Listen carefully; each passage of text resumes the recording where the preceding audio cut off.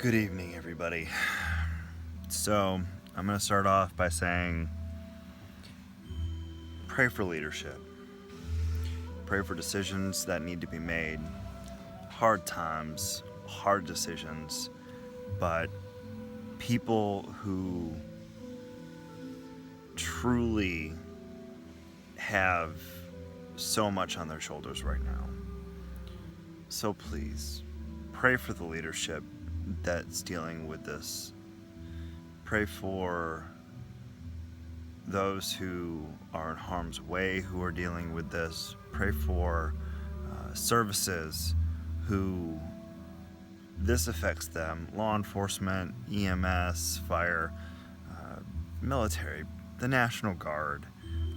Pray for them as this continues to escalate. What I'm about to say is probably not very popular.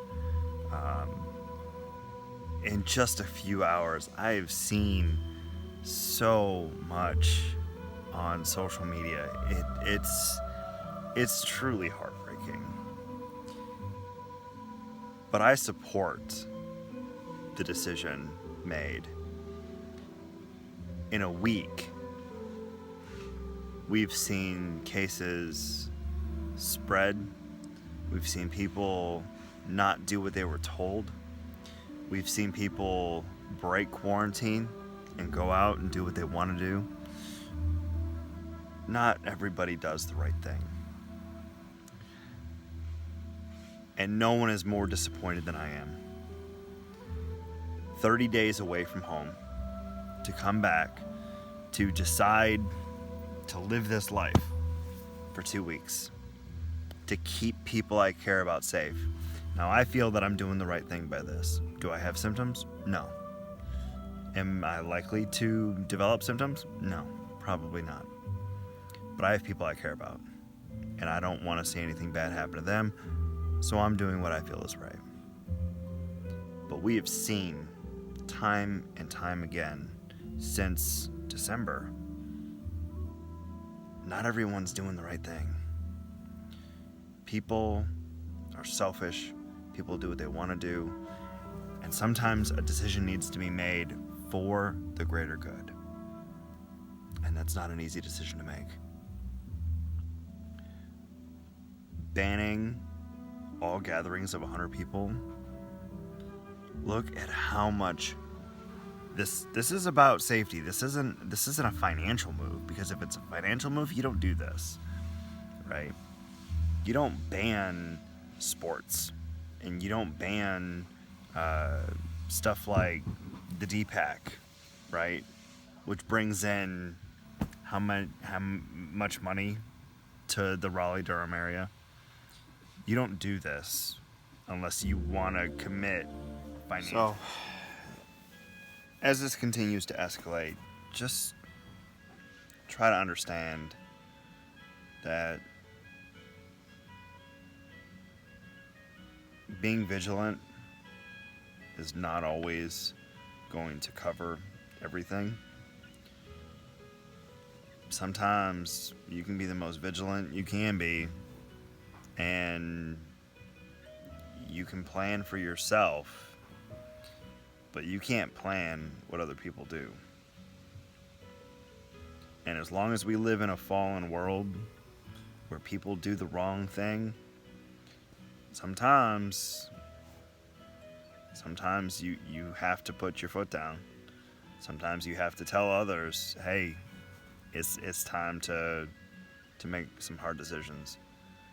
So we know that all leadership is appointed by God to be there, to be allowed to be there to make those decisions.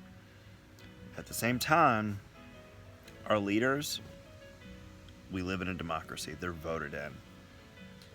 If you don't like how our leaders are handling this, take it to the polls. But honestly, how things are being done here versus how I know they're being done elsewhere, it's inconvenient, yeah. But it's probably for the best. And I would still rather be here dealing with this than where I just was.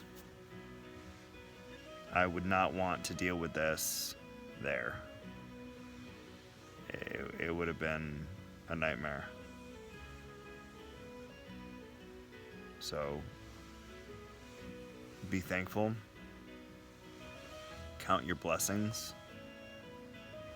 And try to... The situation is serious. Is it as serious as the media's making it? Nah. Maybe not here. But tell that to Italy. Right? Tell it to the thousands of people in Italy who are sick. Because quarantine failed. Because people didn't do what they were supposed to do. You're sick? Stay home. Well, guess what? Thousands of people are sick because people didn't stay home. People weren't washing their hands. People were in close quarters. And remember, if you're, say, my age, 30, 40, maybe even 50, what about those who are older?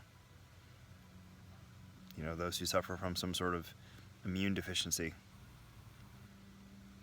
It's a big risk for them. And for those who are talking about church, it was gatherings of 100 people.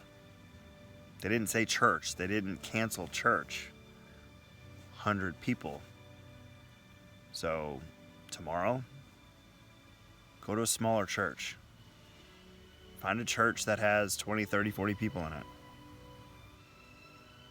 There's always a way. Here's one. Host church in your house. Open up your Bible and have church there. Have a discussion there. Open your Bible and see what God is talking to you through the words on the page with your family. Just because we can't go to a building and gather with 100 people doesn't mean you can't have church. Wherever 2 or more are gathered, you're having church. Do some study. Read. Listen to some Christian music. Throw on iHeartRadio and listen to some Christian music and have a worship service in your living room. There's so many options. This isn't the end of the world.